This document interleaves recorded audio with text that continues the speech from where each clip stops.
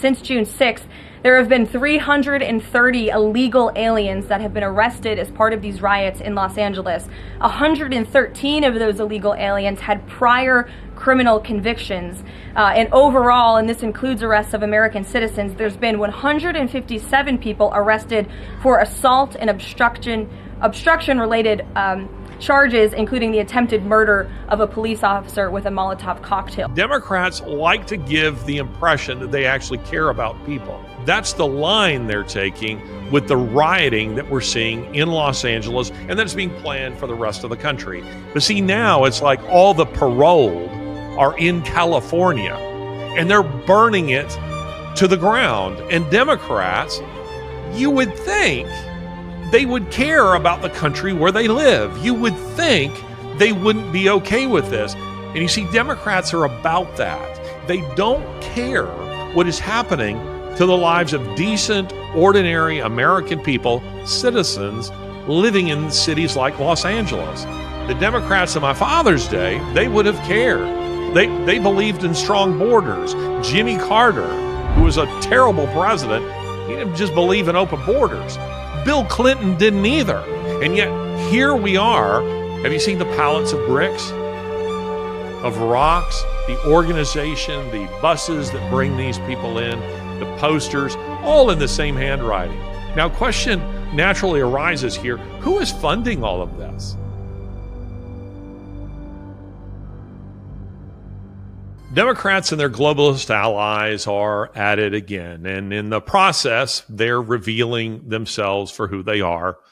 Once again, welcome to another episode of Ideas Have Consequences with me, Larry Alex Taunton. Listen, I have never intended this show to be a show that is just pounding on politics week after week after week. Now, the news cycle being what it is, and our country being in crisis the way it has been for the last decade, it's a field of human activity that is hard to ignore. And it tends to be one that Christians, many of them anyway, because often they have very bad preaching, very bad pastors, leaders, in the pulpit who are telling them that the Christian faith has nothing relevant to say about politics. They don't put it exactly like that, but that's essentially what they're doing. The Russell Moores of the world and the David Frenches and so forth, some of the most political individuals out there are the very ones who would say to Christians, they really shouldn't be involved in politics, what we see at Christianity Today and now the Gospel Coalition and that sort of thing. And yet, here we are. We're trying to address this because we want to equip you. We want to give you the ability to navigate the culture. That said, it has never been my intention that Ideas Have Consequences be a political show per se. And the reason for that is because I'm aware of the fact that there are other people out there who can do that much more capably, than I do it. Tucker Carlson is very well equipped for that, and he knows a lot of the major players and gets a lot of insights that somebody like me, might not have. My friend Sean Davis, who is an editor or writer at the Federalist. Federalist, by the way, is an excellent place for you to go to get your news and information, a terrific source. Sean is very, very good at, political commentary. His colleague, Molly Hemingway, also excellent. Point is, I don't see Ideas Have Consequences as being a political show in the same sense as those individuals who are commenting on it might be. Rather, I see us as commenting on the ideas that are behind the policies, that are behind the politics that you see, such as what's happening in California right now, where Gavin Newsom seems contented the same way that Tim Walz was in watching Los Angeles, Walz with Minneapolis, watching his own city, his own state, just burn to the ground. What is it with a guy who is okay, a governor, no less, okay with seeing his own state burnt to cinders? So what we're doing on Ideas Have Consequences is, again, trying to give you a glimpse behind the scenes of the policies, or rather the ideas that are driving the policies, driving political decisions. And that's because policies are. Politics is an outgrowth of a worldview. Now, it might be an unwitting worldview, or it might be a very deliberate one, such as what we see at the World Economic Forum. But we're trying to give you a glimpse of that and help you to understand it through a Christian lens, so that you'll see that the Bible, God, Jesus Christ, hasn't failed you on this critical aspect of human endeavor. And I just find myself fascinated, troubled, disturbed by what we're seeing coming out of the Democratic Party, who again and again are revealing to us who they are. Now, one of the things that I want to make really clear right off of the bat here is Democrats like to give the impression that they actually care about people. And that's the line they're taking with the rioting that we're seeing in Los Angeles, and that's being planned for the rest of the country. That's the claim, is we really care about these immigrants. They should be able to come here. They should be able to live here. They should be able to live off of your tax dollars. They should be able to be individuals who commit crimes but are not held accountable for it, who are released on bail. I was thinking, of the old Larry Gatlin, the Gatlin Brothers song, "All the Gold in California." That song. It's a great song. "Is in a bank in the middle of Beverly Hills in somebody else's name." It's a great song. You should look it up. But see, now it's like all the paroled are in California, and they're burning it to the ground. And Democrats, you would think they would care about the country where they live. You would think they wouldn't be okay with this. The Democrats of my father's day, they would have cared. They would have wanted these people. They believed in strong borders. Jimmy Carter, who was a terrible president, he didn't just believe in open borders. Bill Clinton didn't either. And yet here we are with Democrats who have adopted a policy that's just bald-faced treason, where they are aiding and abetting a foreign element that is attacking our country from within. So don't kid yourself that Democrats actually care about people, because they don't. They don't. I had a very interesting exchange with a guy at a speaking engagement a few months ago, where it was kind of his claim. When I had said to a very small gathering of people, I'd made what seemed to me a pretty obvious statement that that Democrats, if you're voting for Democrats, you're either an idiot or you're just incredibly naive. And his response was say, "All Democrats, Larry? I mean, all of them?" It felt like Satan, slithering into the Garden of Eden and saying, "Did he say that you shouldn't eat of that tree?" I mean, and then my answer to that, my reply to that is yes. All Democrats, because we're talking about a party that has made the centerpiece of their political platform the annihilation of the unborn. They worship at that altar. That is who they are. They love to kill children. They love to kill children. When they're not killing them, they're in favor of mutilating them.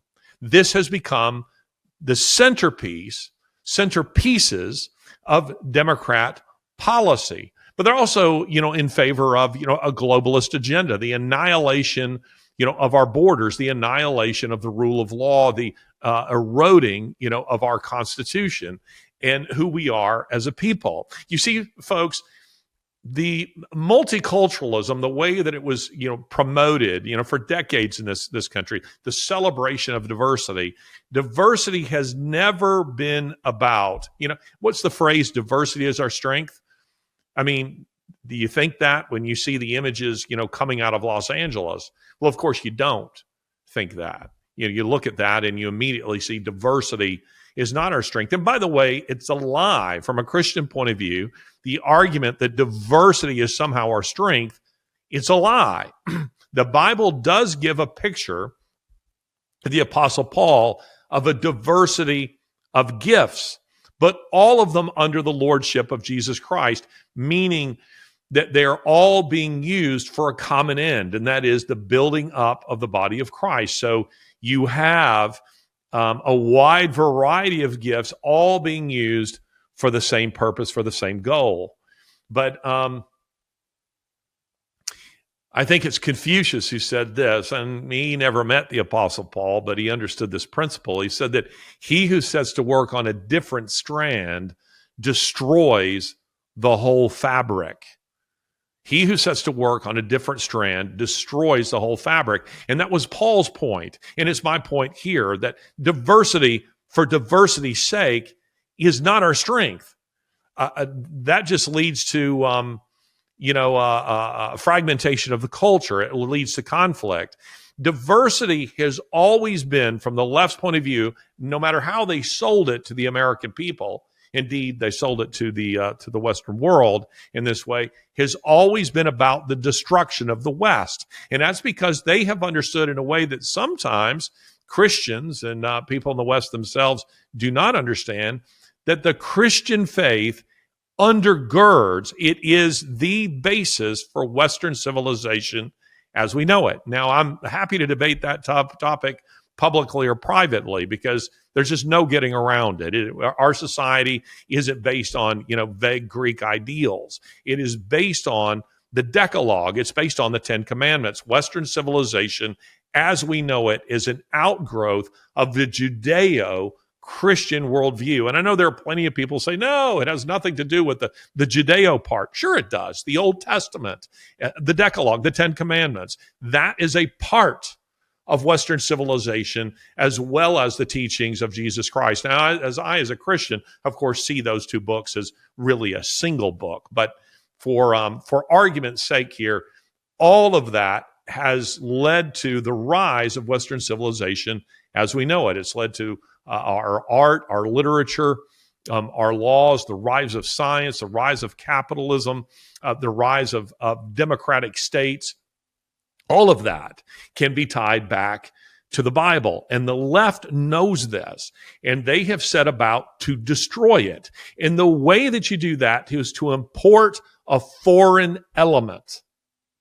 You import a foreign element. Now, as we'll see, there's more reasons that they want to import a foreign element than just that.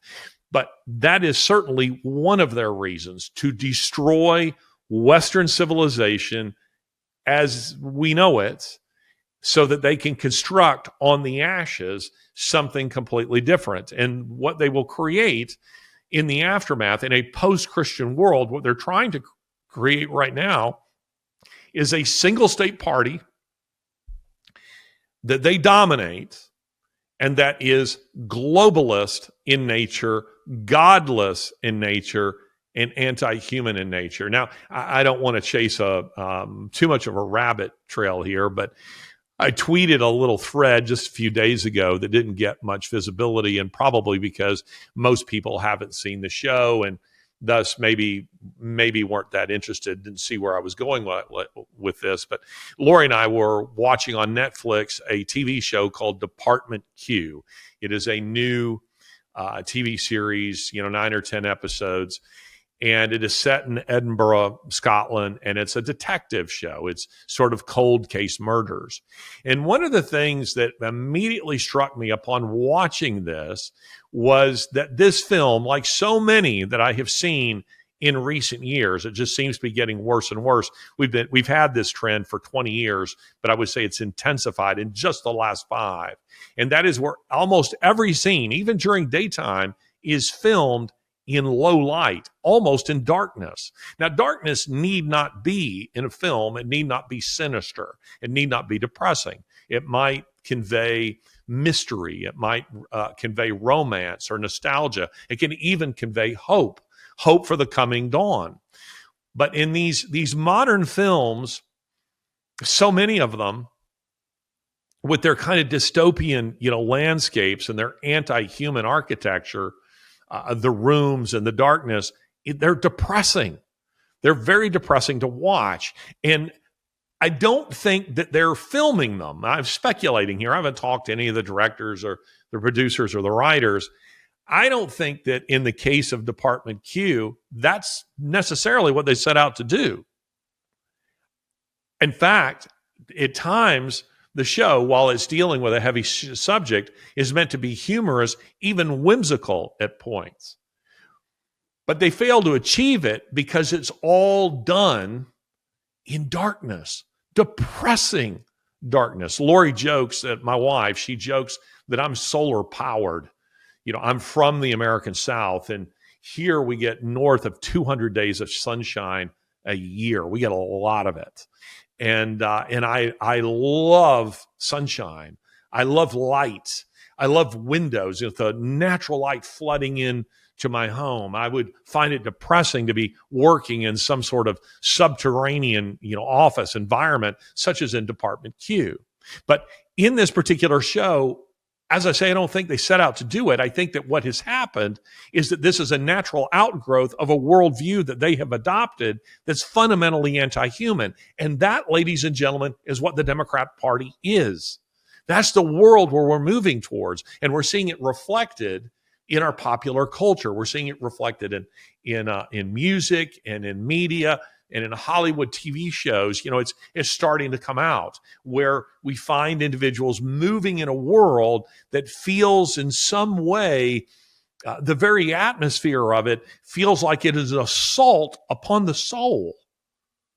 And you see, Democrats are about that. They don't care what is happening to the lives of decent, ordinary American people, citizens, living in cities like Los Angeles, that their lives are being disrupted, that their property is being destroyed, that their tax dollars will be used to, for instance, I don't know how in the world this happens, but one of the images that I saw today is a whole fleet of cop cars that are burning. How does that happen?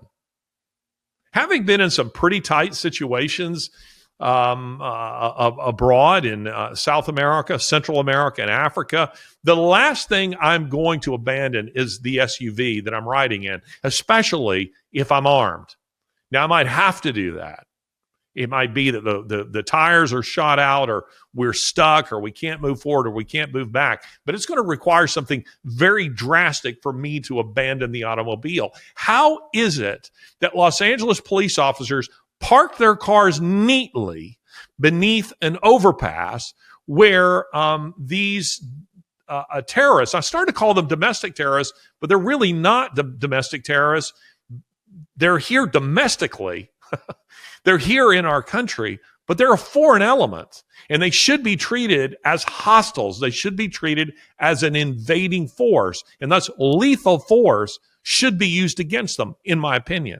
But how is it that all of these cars are parked neatly, new SUVs, expensive, and these people are raining down upon them, these illegal aliens are raining down on them, rocks, smashing out windshields and setting one car after another on fire?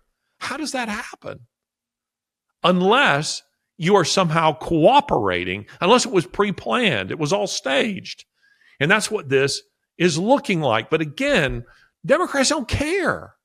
They're happy for that to happen. And that's because at the end of the day, they're about the acquisition and maintenance of power. Bear in mind that what looks to you to make no sense makes perfect sense from the Here's a little research tip for you.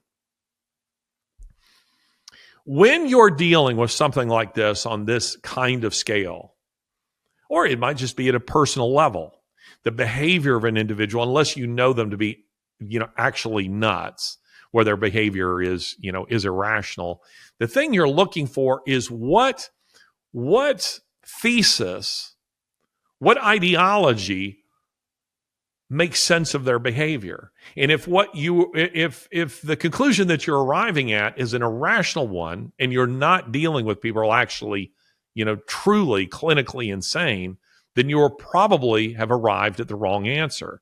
You're looking for the answer that makes the tumblers all line up, where the key fits. And when we're talking about what Democrats are doing here, to look at it and say this is completely irrational, that's the wrong key. That will never unlock your understanding of what they're doing. It's perfectly rational given their warped worldview. And their warped worldview is all about the acquisition and maintenance of power. It isn't about protecting the Constitution. It isn't about protecting your rights. It isn't about protecting our borders.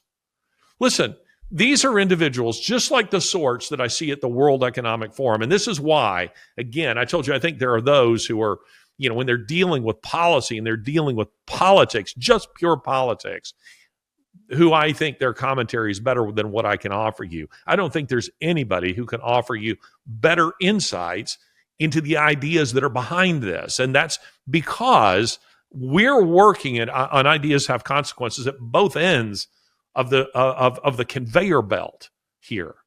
We're working at the end where the ideas are formulated, where the policies are formulated, and then I go downstream from that and I show you with boots on the ground what that looks like, how it's playing out in the lives of real people.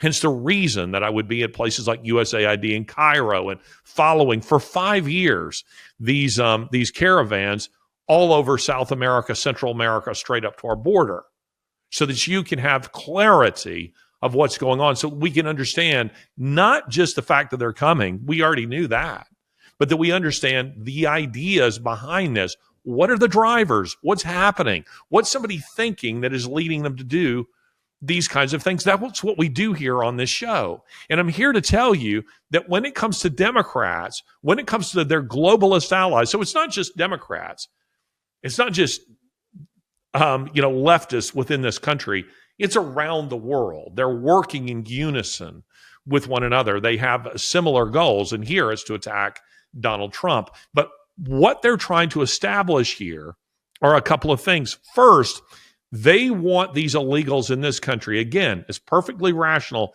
given their objective. They want, and again, it's also perfectly irrational because, like the people that I see in Davos at the World Economic Forum, they're insulated from all of this. So when you think to yourself, who would want this? Who would want this in their own backyard? Well, see, that's the point. It isn't in their backyard. Gavin Newsom's not troubled by any of this. The police his neighborhood really well. He doesn't have any of this stuff going outside his door, on his sidewalk, on his porch, on his lawn. He's not troubled by any of this. Nancy Pelosi isn't, having to deal with these kinds of things. Chuck Schumer isn't having to mess with any of this. Joe Biden, all these people, they're absolutely, they have the money or the political clout or both to insulate themselves from this stuff. Therefore, what's happening over there, they don't care about. It's the same way with foreign wars. It's not their children who are going and dying. It's not them and their cities that are being annihilated by drone strikes and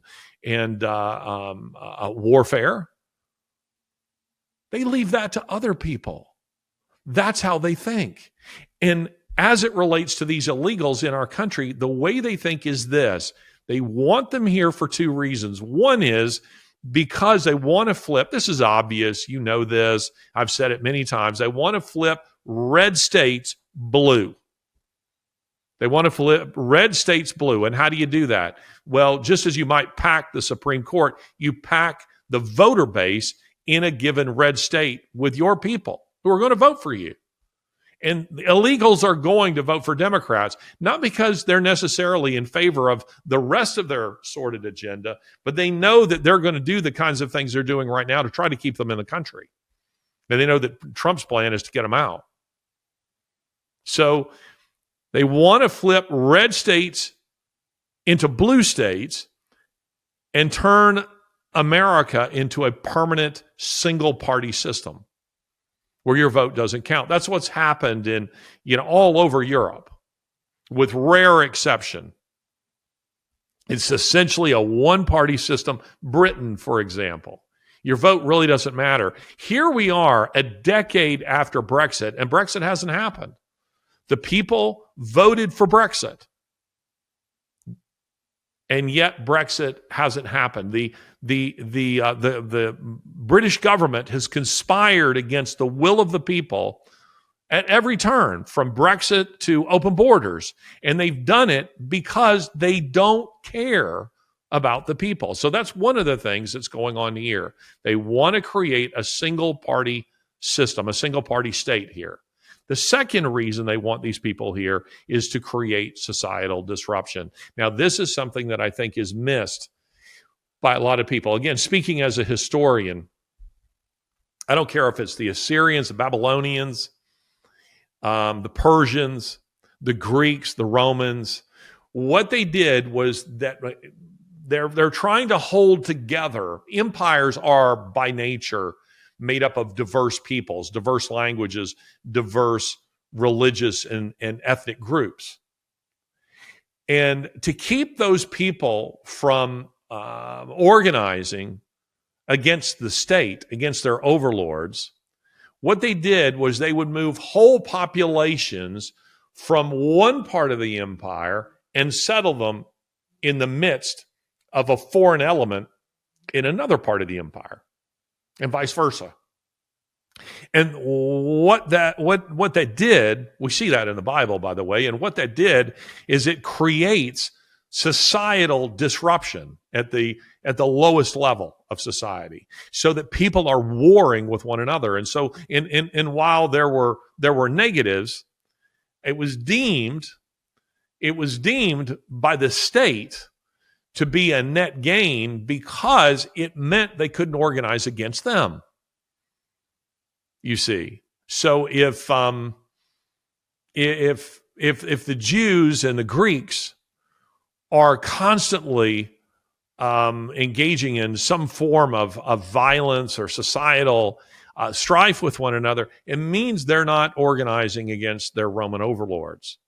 You see, this is the way this works. So by settling, deliberately putting in, say, a community of Southern Baptists, a bunch of Haitians who eat your cat or your dog and who are fleeing, Satanism, and are engaging in some kind of pagan activity, that creates societal disruption. They know it.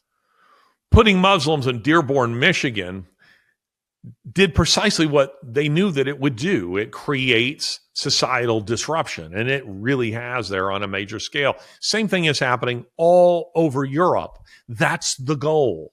Import a foreign element, not for the purpose of diversity or to see them, assimilate into the culture, but to create chaos. They want chaos. Whenever you think of the Democrat Party, just think of the Joker. Think of Satan himself. This is the way it all works. But I also see that the riots have an additional motive. And this is one that I hope the Trump administration is paying very close to. I think the Democrats, these riots at present, are on a relatively small scale. I know they seem huge, but I think that they're small scale in when compared to what Democrats are planning to do. I think they're trying to test, they're probing the defenses of the Trump administration. They're testing the resolve of the Trump administration. They're testing the strength of the Trump administration to see whether or not they have the resolve to deal with this strongly. And by the way, from the perspective of Democrats who are sending in these rioters like cannon fodder, they would love for the Trump administration to do nothing, because then that means they'll just simply make the riots bigger and bigger and bigger. Or they would love for the Trump administration to respond with strong repression, with violence, which may be what is necessary in order to suppress this, because then they'll turn around and they'll claim it's a Kent state. You see, so this is where we find ourselves. So I think they're probing the defenses of the Trump administration, probing their resolve, testing it, because I think they're planning something on a much larger scale in D.C. itself, because this is the way they work. This is the way they work. Please understand that historically speaking, Democrats want to speak of this as some sort of revolution, that these are revolutionaries, so that they're insurrectionists, not of the January 6th nonsense type, but I mean, honest to goodness, insurrectionists, or they're a foreign invading army. They're a bit of both. But please understand that revolutions, historically speaking, revolutions are rare. Revolutions are, by definition, a mass uprising of the people against their overlords, against those who govern them. Those are very rare, historically speaking. What is much more common are coups d'etat, which are small, fanatical, well-organized, well-funded, well-trained a group of individuals who target the levers of power. And then in turn, those are marketed to posterity as as revolutions, when it really wasn't that at all. The Russian Revolution, for example, wasn't a revolution. That's Bolshevik propaganda. It was a coup d'etat. It was a small group of people who seized power. But that doesn't look very good in the history books because it doesn't have the force of being the will of the people, behind it. So it was marketed to the world, and what a marketing success it has been, because we all refer to it as the Russian Revolution, but it wasn't that. It was a coup d'etat. It was a coup d'etat, and not only that, by the way, it was a coup d'etat by an element within who were funded without. Guess who funded the Russian Revolution? Germany. Germany wanted Russia out of the war. And thus they injected Bolshevism in the form of Lenin into Russia. They put him on, referred to as the sealed train, and sent him to the Finland station, sent him back to Russia, injected him into Russia with the hope that he would bring about the collapse of the monarchy, that he would bring about Russia being, knocked out of the war, and he did. In other words, Lenin was a traitor.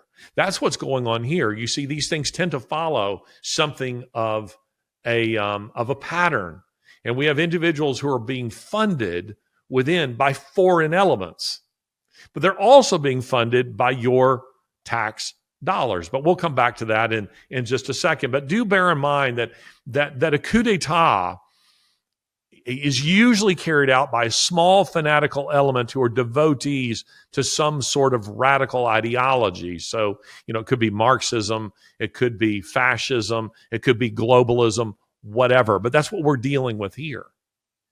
That is what we're dealing with here. And you need to understand that they do it with the hope they're banking on the masses, the people remaining inert, doing nothing. That's what Democrats are hoping here, that the masses remain inert. They do not a thing while they target the levers of power. Listen, it's to explain more of what I mean about that.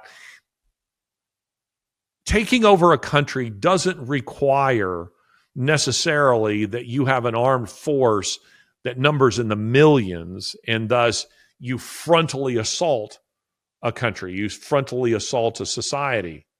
Antonio Gramsci's, march through the institutions, which is what Democrats have been doing, said, no, the frontal assault won't work against the United States. It's too strong.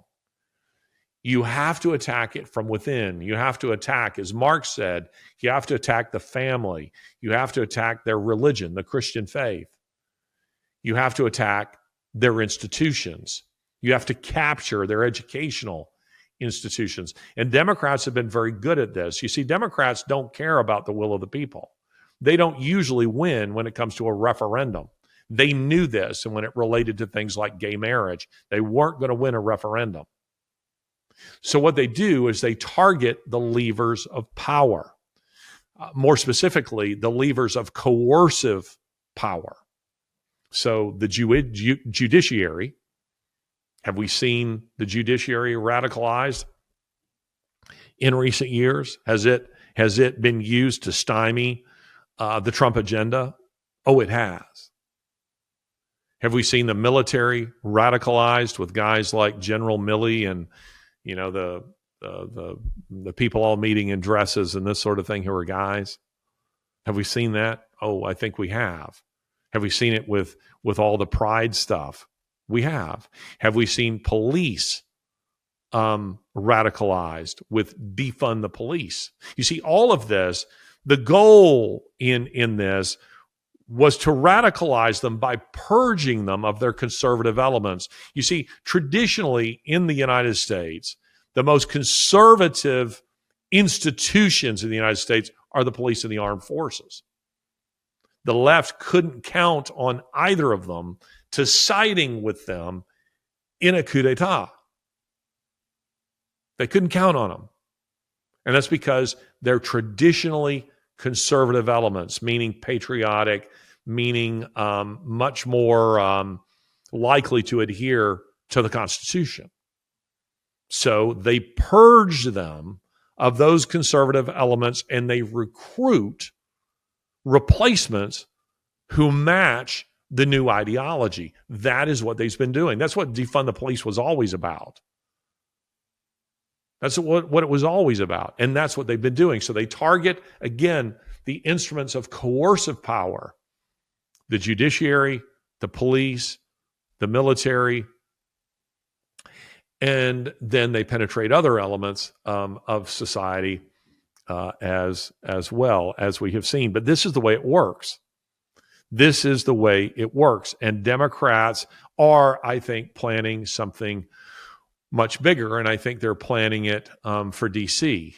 to try to seize the levers of power. The question is, I think that we have to ask ourselves, and I hope the Trump administration is asking themselves, is are they ready for that? And do they believe that they can count on the police and the military to side with the Trump administration, to side with the Constitution, to fulfill their oaths? I don't know. I don't think Trump knows that. I don't think Pete Hegseth knows that. I don't think any of us will know. Pam Bondi doesn't know. Kash Patel doesn't know. I don't think we can know until the moment arrives. That critical a moment arrives. I do not think we can know that. But that's what's going on. Now, question naturally arises here. Who is funding all of this? Have you seen the pallets of bricks, of rocks, the organization, the buses that bring these people in, the posters, all in the same handwriting?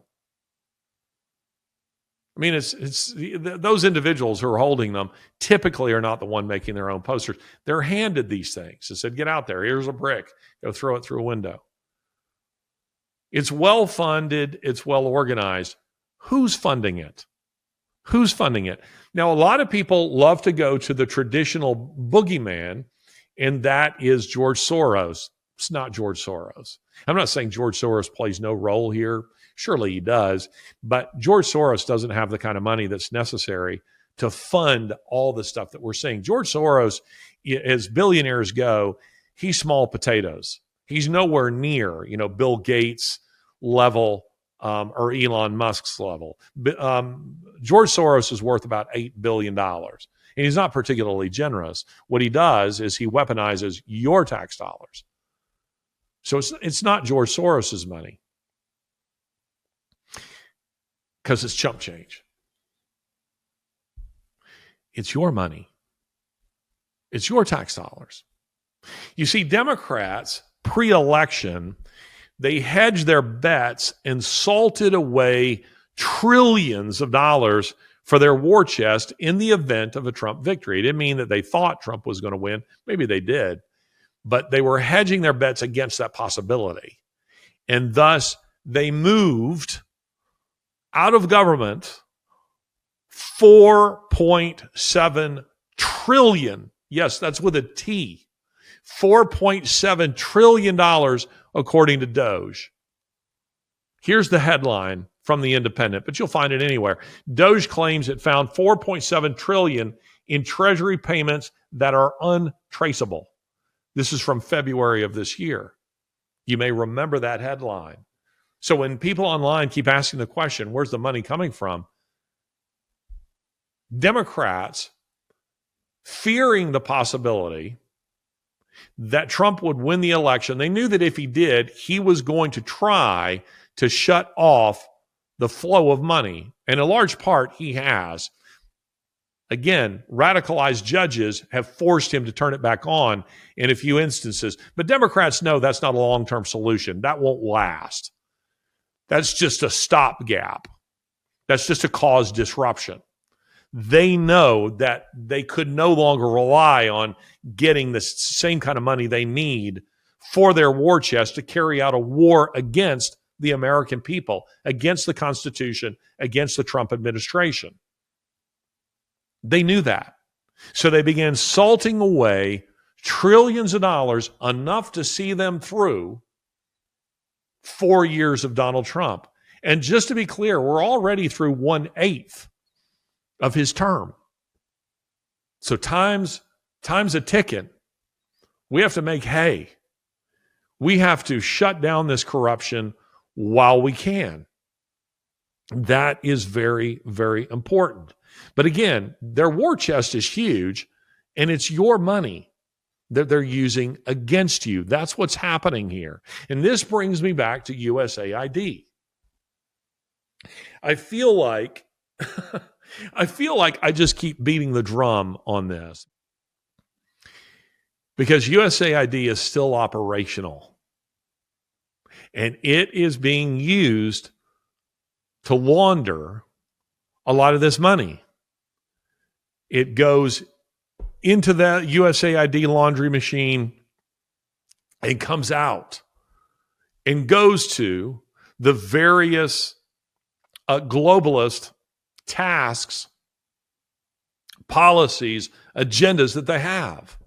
That's what they're doing. Now, just to remind you of what happened, if you're new to the show, earlier this year, now I've been tracking USAID corruption all over South America, where they were engaging in arguably the largest human trafficking operation in modern history. It was USAID that would, through a series of NGOs, 25 in all, that they were funding the movement of whole populations across South America, in some cases from Africa, the Middle East, and Asia, to South America, and then into the United States. There's some cases just skipping that altogether and just flying them into the United States. I've seen this. We've done full episodes on this. I show you the receipts for that. USAID was very involved in that, and I reported that to the President of the United States himself. And then earlier this year, I was in Africa for a reason I still haven't really gotten around to on this show. I look forward to telling you about the persecuted Christians there, known as the Zabaleen. Interesting people. But while I was there, I decided to look at the USAID office. The USAID office used to be in Cairo and in other African states. It used to be an office, a small office within, like for decades, just an office within the U.S. Embassy or consulate. But not anymore. With your money, USAID no longer has that kind of oversight, that kind of accountability. They now have, in many instances, and Cairo is one of them, they now have a military-style independent compound office, huge. And in Cairo, it's surrounded by two walls. There's the guard's gate with the boom gate, that raises and lowers, and then you go through the suicide bombing barriers where you zigzag through those, and then there's a wall, and then there's another wall, and USAID is on the inside of that. Now, it's just, listen, I get it. They're in the Middle East, and suicide bombings do happen. I get it. But what was odd was that here I am, a writer, a journalist, if you will, and I show up at USAID Cairo.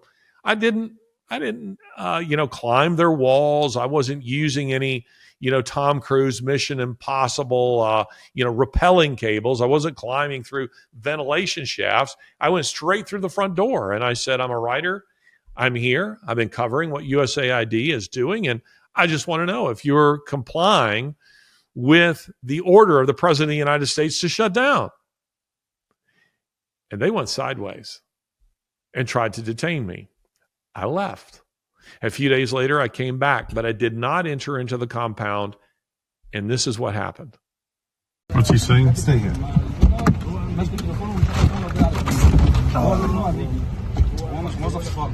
Hopefully I'm holding this up properly here. And they're, go ahead, you're fine. They're stopping my driver. They're telling me they want my phone because I have videoed the USAID facility and so forth. I've told them they can't have the phone. So now they're telling my driver he has to get out. So I'm continuing the video, and I can't see if I'm aiming this correctly. So hopefully, can he see your passport? Yeah. Some of you will remember this. What followed was a 2.5 to 3 hour long standoff where initially what you see there is that's USAID security stopping me outside of the compound. In other words, in Cairo, where they have no jurisdiction. USAID security, they are Egyptians who are paid with my tax dollars and yours. They had no right to stop my car. But not only did they stop it, they ordered my driver out, told me to get out. I refused to get out. So they summoned Cairo police. Cairo police came, told me to get out, hand over my passport and give them my phone. I said, no, no, and no. I'm not leaving the car. So then they summoned the Egyptian secret police, the NSA, National Security Agency, the state security apparatus, brutal Egyptian state police, whose job it is to disappear people. They were trained by the KGB. And those guys show up with ill intent, and they're not sure what to do with me because this occurred shortly after Trump's inauguration. If Biden had still been in office, they'd have probably shot me right there or, tried to drag me out of the car and into the compound. But since Trump was in office, it became more problematic, and they didn't want to attract too much attention. And they were attracting a lot of attention because I was, as you see, filming them. Hence the reason I wanted to get a hold of my phone. Now, I've discussed that in detail in a previous episode of Ideas Have Consequences. I mention it here for another reason, and that is to point out to you, not only were they not shut down, they were fully operational, but okay, I get it. Let's just say for argument's sake that they need a compound with that kind of high-level security, those kinds of high walls, that they need to be inside a fortress because they might be suicide bombed. Okay, I'll accept that. But why would a place that supposedly exists for aid, USAID, they even color code it, where US is a different color than the AID because they're emphasizing that it's aid from the American people. And it says, and their slogan is from the American people. How is it that a place that's supposed to be a governmental version of Samaritan's Purse panics at the sight of a guy like me and tries to off me? They've definitely tried to disappear me. They first accused me of terrorism, and then they accused me of espionage. I left the place, immediately left the country, and they showed up at my hotel with the intent of arresting me. You see, they thought they would do it out of sight. Me in that car outside of the gates of USAID was not the place to do it. There are too many witnesses. So they finally decided after 2.5 or 3 hours to let me go, and we'll get him later. We'll get him in his hotel. Problem was I was already gone. I had managed to slip out of the country, much to their disappointment. What an odd reaction. If I were to show up at Samaritan's Purse and said, hey, I'd like to see what you guys do here, what do you think they would say? They would offer a reasonable response. If I was wanting to take pictures of their warehouse, I don't think it would trouble them particularly.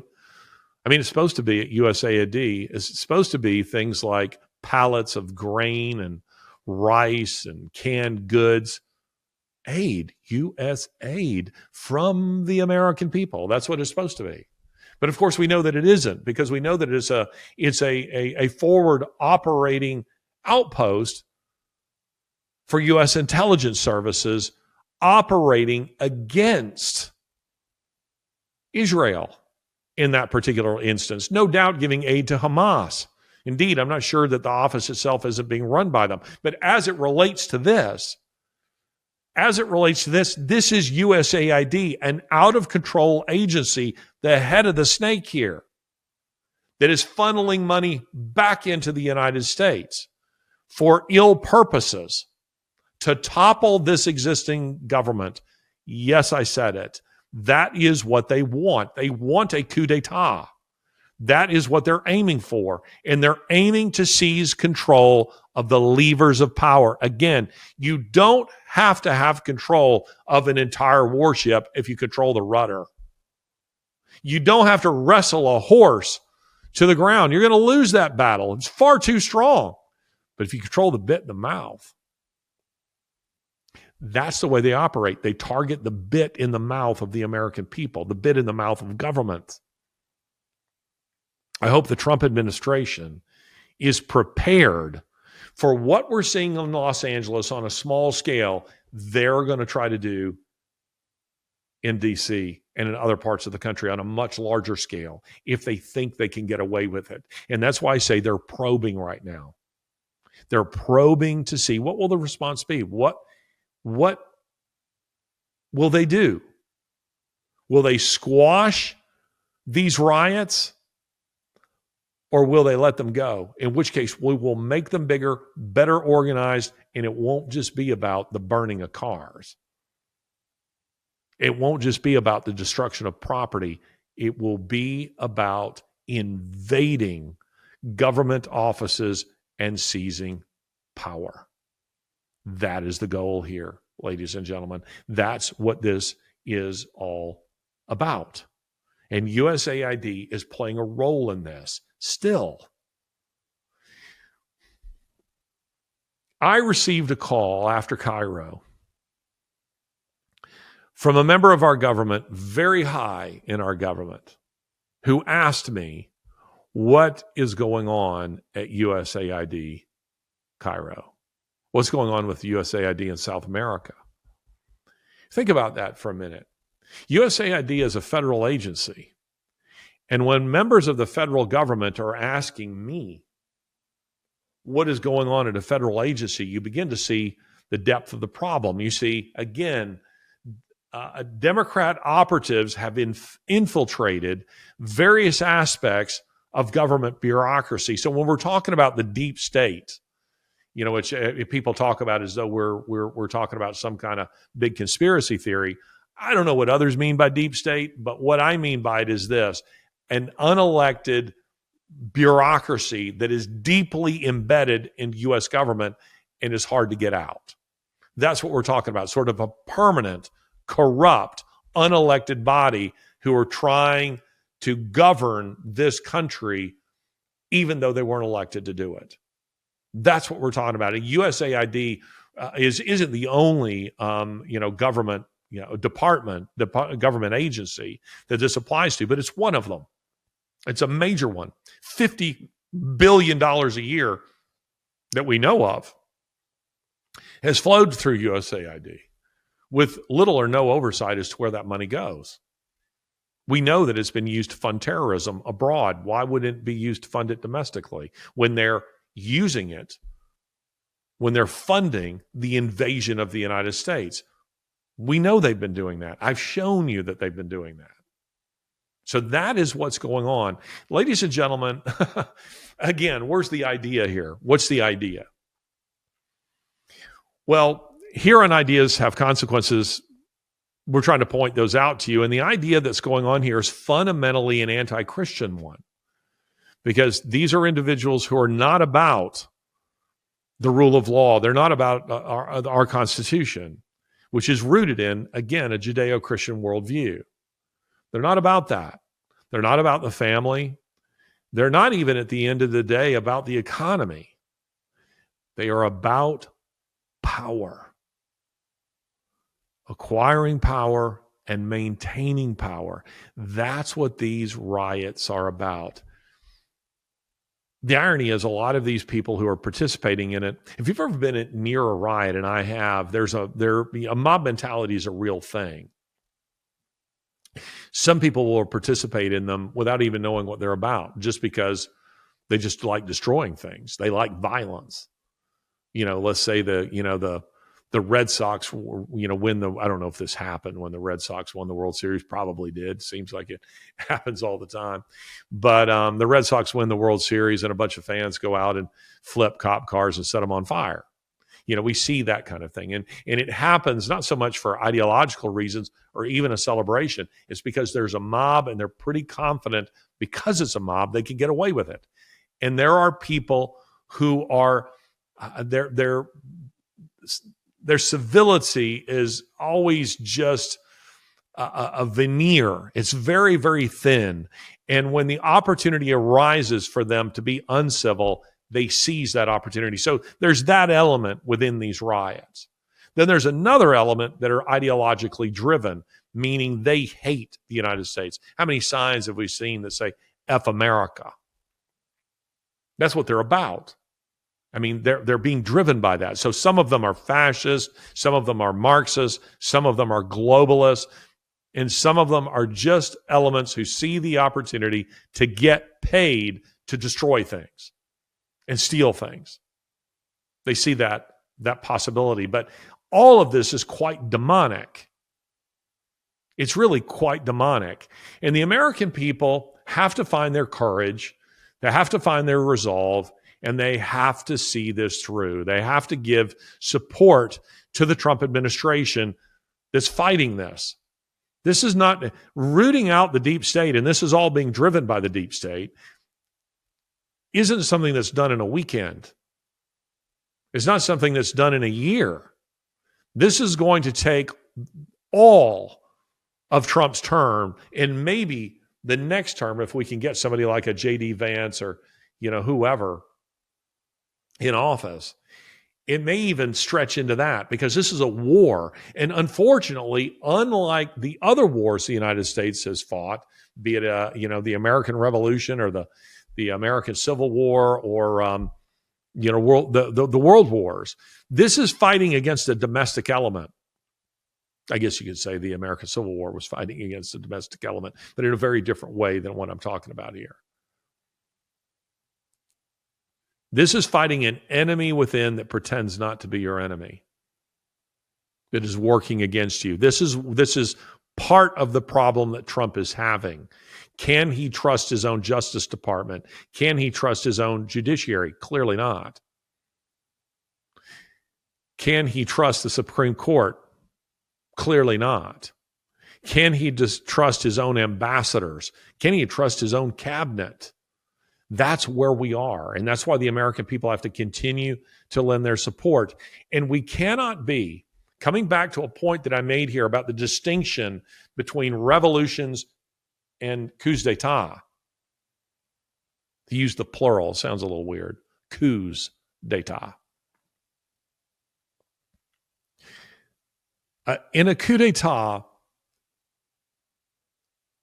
the plotters of coups rely on the people doing nothing and accepting the outcome. During the Russian Revolution, the peasantry made up 80% of the Russian population, and they did not a thing during the revolution. Lenin's small band of fanatical Bolsheviks seized the bit in the mouth of the Russian people, of the Russian state, and governed them for 75 years and killed no less than 30 million of them. And a lot of that could have been avoided if the Russian people had acted, but they didn't. The American people cannot sit on their hands. They cannot sit on the sidelines. We need to be on our knees before an almighty God, seeking his mercy, seeking his blessing, seeking his protection, seeking his wisdom, seeking his strength. We need to be lending our support to those who are enforcing law and order or attempting to. And we need to see this through just like a war, as previous generations of Americans did, all the way to its conclusion until the enemy is defeated. This has been another episode of Ideas Have Consequences with me, Larry Alex Taunton.